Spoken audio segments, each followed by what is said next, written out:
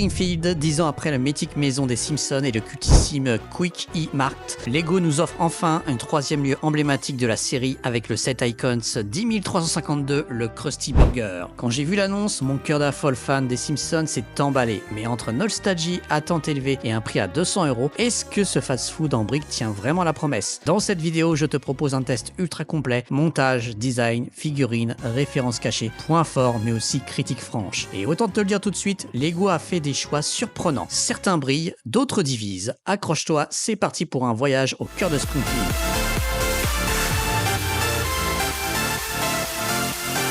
Alors, salut à tous, c'est Mister Brick, j'espère que vous allez bien et on se retrouve enfin avec la vidéo que vous attendiez, le fameux test du Krusty Burger, le nouveau set après 10 ans d'absence d'une licence sur les Simpsons. Enfin, Lego est de retour et avec un bâtiment emblématique, c'était le Krusty Burger pour les fans et les connaisseurs. On va en parler parce que forcément, je sais pas si vous suivez un petit peu les actualités, mais ce set a beaucoup divisé, que ça soit chez les core fans ou alors les fans un peu plus casus. Et est-ce que vraiment la polémique est justifiée? On va en discuter tout de suite, mais sans plus tarder, je voulais revenir un tout petit peu sur la gamme Simpson. Il y a déjà eu donc deux sets qui sont déjà sortis il y a 10 ans déjà, qui sont la maison traditionnelle des Simpsons, et évidemment, j'arrive jamais à le retenir ce nom et à le prononcer correctement, mais c'est la fameuse boutique shop, en plus, je vous mets des images de toute façon, qui était sortie. Et forcément, des fans, même comme moi, qui adorent, vous savez, construire des bâtiments, donc du coup, les maisons des Simpsons, c'était génial pour faire ma ville, et bah forcément, au bout d'un moment, on se disait, c'est dommage, ça n'a pas marché, parce qu'il y a eu, dès au bout de 2 sets,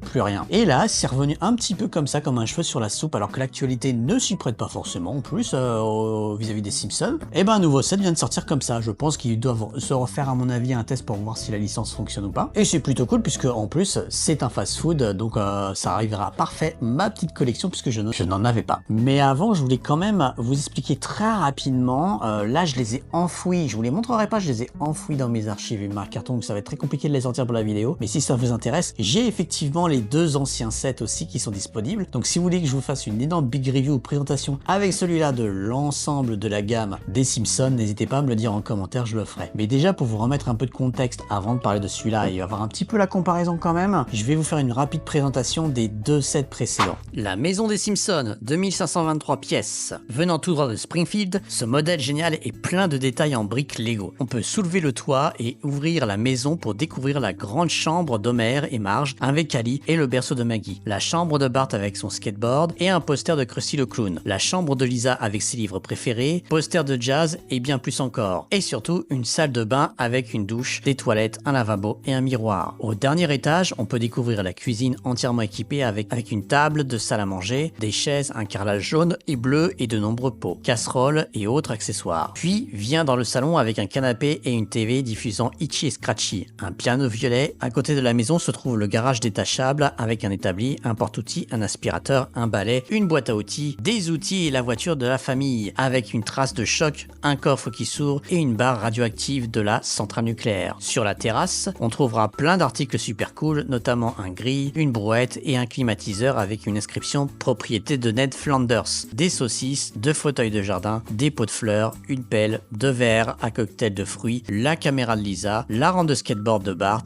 avec un graffiti El Barto et une antenne sur le toit. Il inclut 6 figurines, Homer, Marge, Bart, Lisa, Maggie et Ned Flanders. Le Quickie Mart, 2179 pièces. Cette version Lego détaillée du célèbre magasin Simpson comprend plus de détails, riches et colorés qu'il n'y a de bougies sur le gâteau d'anniversaire de Monsieur Burns. On peut rejoindre Homer, Marge et Bart alors qu'ils parcourent les allées pleines de produits de beauté, de couches, d'aliments pour chiens, de gâteaux, de fruits, de légumes et bien plus encore, notamment des Krusty O et le potage des cœurs solitaires. Portion pour une personne. Au comptoir, Apu est prêt à te tenter avec divers magazines imprimés, des bandes dessinées, des cartes, des hot dogs au tofu, des beignets récemment périmés et c'est très populaire Squishies qui recrée des hallucinations. Derrière, il y a une armoire de rangement avec un rat et une sortie. Sur le toit, on peut découvrir le potager secret d'Apu, tandis que l'extérieur de ce modèle spectaculaire comprend des murs jaunes vifs, 2 cabines téléphoniques, une pile de boîtes violettes et une zone de poubelle avec un graffiti El Barto, une porte qui s'ouvre s'ouvre et une poubelle bleue qui s'ouvre aussi. Tu peux aussi soulever le toit et ouvrir les murs arrière pour avoir un accès facile. Cet ensemble inclut aussi le serpent qui aime par-dessus tout voler des voitures et cambrioler le Quickie Mart. Mais cette fois, le chef Wiggum le poursuit dans sa voiture de police. Allez, maintenant, on va attaquer enfin le dur et je vais vous présenter ce set dans son magnifique boîte que vous pouvez le voir ici où on voit en devanture le Krusty Burger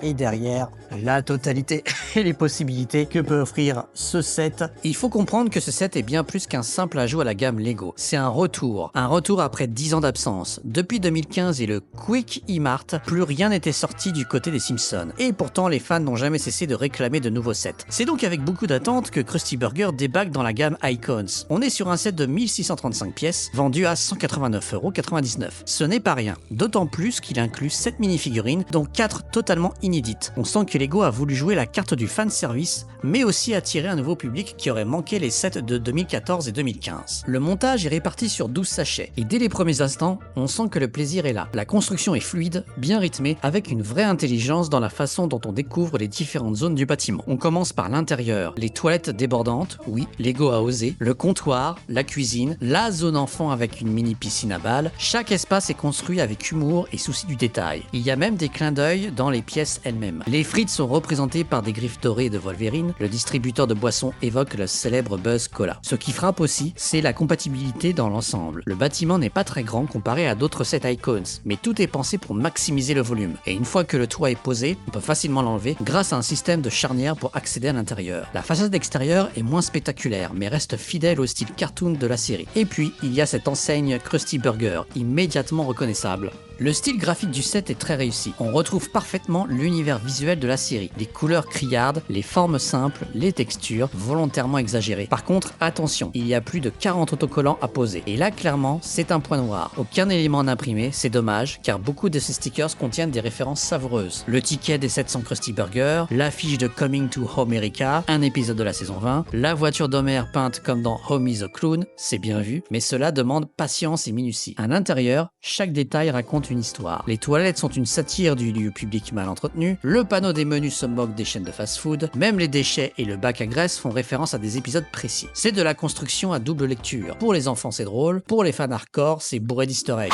Alors, première impression, vous l'avez compris, le set est quand même ultra compact. Pour un bâtiment, c'est assez étonnant. Ils auraient pu être mastoc, mais non, non, non. Il est vraiment, on sent qu'ils ont voulu faire des économies d'espace, puisque tout est concentré vraiment à l'intérieur et on verra plus tard. Je suis quand même hyper fan, moi, personnellement, du Krusty Burger en panneau, que je trouve hyper bien réussi. Je vous le remontre, je sais pas si, j'espère qu'on le voit bien. Le toit s'enlève hyper facilement. Je vous l'ai montré, mais je vous le montre aussi quand même. C'est vraiment, il se pose juste comme ça. Il n'y a pas de, ça se fixe pas. Et une fois que tu l'enlèves, évidemment, tu peux voir à l'intérieur, hop, j'essaie de vous le mettre comme ça, l'intérieur du bâtiment. Tout se pète la gueule. Mais ce qui est intéressant, c'est comment le set s'ouvre. Et vous allez voir, il s'ouvre, je sais pas du tout où c'était ce truc. Et vous allez voir que ça s'ouvre par les cuisines, qui est ici. Du coup, ça split la cuisine en deux. Hop, vous l'enlevez très facilement et vous l'ouvrez comme ça. Voilà. Ça s'ouvre comme ça en 3, ça laisse la part belle vraiment à la partie restauration, là où il y a les tables, les chaises, etc. Et ça se divise en deux la cuisine, avec la cuisine d'un côté ici, où les gens peuvent faire leurs commandes, d'ailleurs qui se bougent comme ceci. L'autre côté, l'autre partie de la cuisine qui est plutôt la partie drive, où les gens peuvent s'arrêter pour commander à manger. Et on a les fameuses toilettes qui sont ici, comme je vous l'ai montré, qui peuvent s'ouvrir très facilement là. Les fameuses toilettes qui fuient, c'est un peu rigolo, mais qui sont mis un petit peu de ce côté. Ils ont vraiment essayé de maximiser l'espace, vraiment, pour rendre vraiment tout compact le plus possible. En termes de jouabilité, évidemment avec ta figurine, tiens j'en prends une au hasard, je vais prendre Bart qui est petit. Vous pourrez vous amuser à jouer avec, à les mettre dedans, mais il y a quand même très peu d'espace pour les faire circuler, on va dire, entre les différentes pièces, les différents objets, etc. Personnellement, comme je l'ai dit, moi je trouve ça plutôt cool parce que je n'avais pas de bâtiment type fast-food et drive, donc je trouve ça plutôt pas mal. Ça va vraiment bien compléter la ville que je vais vraiment faire. À un moment, je vais me lancer Mais moi je trouve ça plutôt cool. Après, effectivement, peut-être que effectivement un tout petit peu plus d'espace et d'aération, ça aurait été un peu plus cool pour vraiment apprécier, on va dire, un des lieux emblématiques des Simpsons. Parlons maintenant des mini-figurines. Elles sont au nombre de 7 et Lego a vraiment mis le paquet. On retrouve Homer, Bart et Lisa dans des versions plutôt classiques. Homer a juste quelques taches de rib witch sur sa chemise. Là où ça devient plutôt intéressant, c'est avec les 4 nouvelles figurines. Krusty en tenue verte de l'épisode Coming to America, Sideshow Bob avec sa coiffure légendaire, l'adolescent à la voix grinçante parfaitement réussi, et l'officier Lou. Les visages sont très expressifs, les têtes moulées donnent un effet cartoon fidèle, mais tout n'est pas parfait. Par exemple, Lou a un bonnet un peu trop petit et Sideshow Bob aurait mérité une crinière encore plus impressionnante. Malgré cela, le casting est réussi. On aurait aimé la présence de Marge ou du principal Skinner, mais il faut reconnaître que Lego a tenté de varier et d'innover sans simplement recycler l'existant. Au niveau de la voiture, alors là, gros point d'interrogation. La voiture Lego a inclus la berline rose d'Homer, oui, encore. Elle était déjà dans le set de la maison des Simpsons et elle ne colle pas du tout avec les scènes de l'épisode auquel ce Krusty Burger fait référence. Pire, dans le scénario de l'épisode Lord of the Dance, c'est le break de Marge qui sert à transporter la graisse. Donc pourquoi ne pas l'avoir inclus? C'est une vraie question. C'est un choix qui donne le sentiment que Lego a voulu économiser sur les pièces en réutilisant des modèles existants au lieu de créer une nouvelle voiture. Ça passe, mais c'est frustrant. Surtout pour les collectionneurs qui espéraient un véhicule inédit. On arrive au nerf de la guerre. Est-ce que ce set vaut ses 199 €? Clairement, on n'achète pas ce Krusty Burger pour son ratio prix-pièce. À 1635 pièces, on est loin des standards Icons qui dépassent souvent les 2000 pièces pour ce prix. Ce qu'on paye ici, c'est l'effet licence, les têtes moulées des mini-figurines, la nostalgie, les références. Pour les fans hardcore des Simpsons, c'est un rêve devenu réalité. Pour les collectionneurs de la gamme Icons, c'est une pièce visuellement cohérente avec les 2 précédents bâtiments. Pour les nouveaux venus, c'est peut-être un peu trop niche ou incomplet. Clairement, c'est un set qui s'adresse à un public bien défini, les fans inconditionnels de la série, ceux qui veulent reconstruire Springfield chez eux et ceux qui aiment les sets Lego bourrés d'humour et de second degré.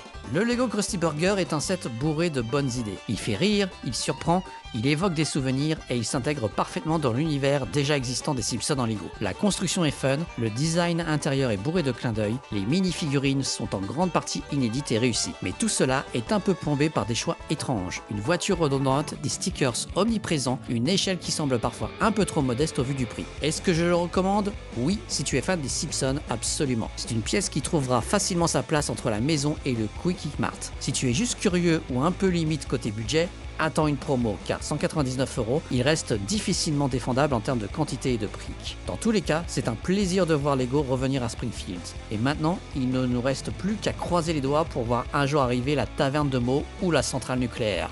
Mais j'en profite, petite partie bonus, quand on avait acheté ce set à sa sortie, on avait le droit à un petit GWP qui permettait d'avoir la petite reproduction du salon emblématique des Simpsons. Et j'avoue que je le trouvais en visuel pas hyper attirant, mais en vrai, il faut avouer, hop là, je vous montre qui rend plutôt pas mal. C'est une version un peu modèle réduite évidemment, ça reprend le salon, on a quand même la place de rajouter une figurine et ça reprend le salon emblématique avec la télé. Je vous ferai de toute façon des gros plans pour que vous voyez et je trouve ça plutôt classe en déco en plus à côté avec une figurine, franchement plutôt pas mal.